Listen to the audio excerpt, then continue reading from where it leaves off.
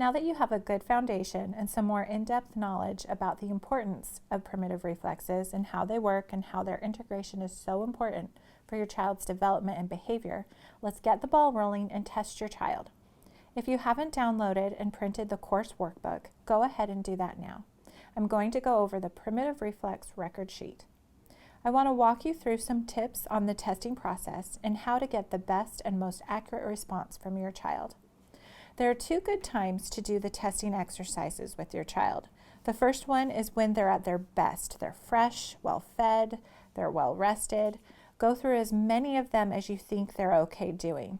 Feel free to break things up over several settings or even several days if they need it. Now, the second good time to test your child might not seem to make as much sense, but you'd be surprised how well this works with some kids.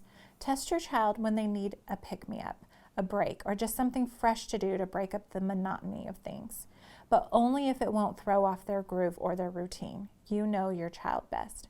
So test them in a moment when you think you'll get the most accurate response. As you test your child's 7 reflexes, record their responses on the record sheet, whether it was severe, moderate, mild, or normal. Now, the videos will walk you through just how to label your child's response, so don't worry or stress too much about that. Feel free to jot any notes down and how they reacted to a particular reflex test if you feel you need to, so you can refer to them later. Happy testing!